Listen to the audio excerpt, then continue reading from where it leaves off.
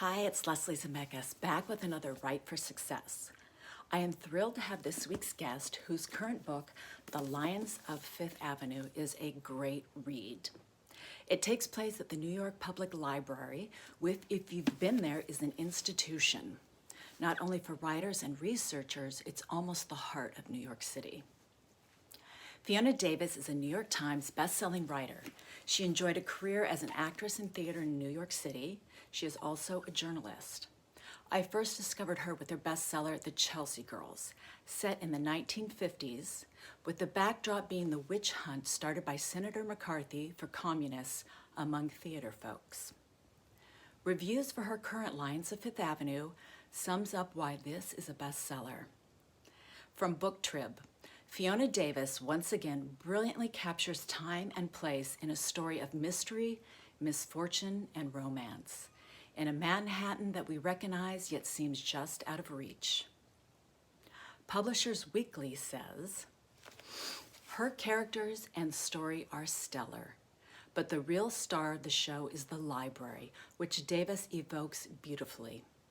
And from Booklist, bibliophiles and fans of Naomi Wood and Paula McLean will especially enjoy this glimpse inside the history of the institution and the tireless dedication of those who serve it. So here is Fiona Davis with her writing tips. See you back here next week with an award-winning author of novels, comic books, graphic novels, nonfiction, and film. Keep reading, spreading, and loving stories because stories matter.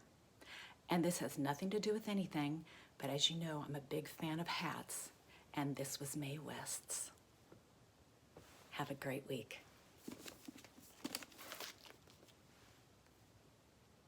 Hey everybody, it's Fiona Davis. I am the author of The Lions of Fifth Avenue, which just came out in August, and I'm very excited to share some writing tips with you today. So the first one, and these are all apply, everyone writes differently and everybody has different techniques. These work for me.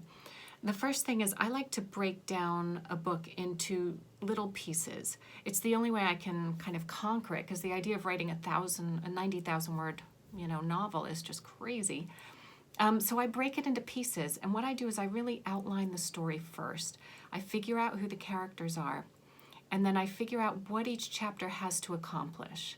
And once I have that, it's like having a roadmap to how to write a book. And I just work my way through it. Say if I know it needs some 20-something chapters at 3,000 words each or 6,000 words each, I break those up into chunks and then break those chunks into scenes.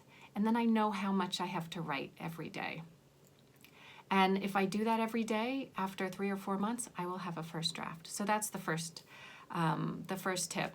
And the second one is to count on doing at least 10 drafts. Your first draft is always a mess, and that's okay. It's okay to be just a terrible, terrible piece of writing, because what you can do is layer on the good stuff after that. Once you know what your characters and your plot is up to, then you can layer on all the beautiful writing, the lyrical stuff, bring tension to every scene. And so I do at least 10 drafts of every book. And also I show them along the road to people who I trust, including my agent, my editor, of course, but also some friends who I know will give me a really honest opinion. And finally, I would suggest looking into Scrivener, which is a really great writing app. It's a writing program.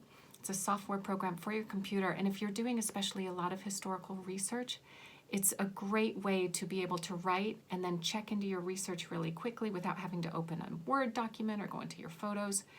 So say that I'm working on a scene with a woman wearing a specific dress. I can pull that dress right up on half of my screen, write about it on the other half, and then get back to work. It's really incredible. So Scrivener, I highly recommend it. Bye. This is a quick PSA. Symphonies and theaters and all live venues around the country, around the world, are having a really hard time right now.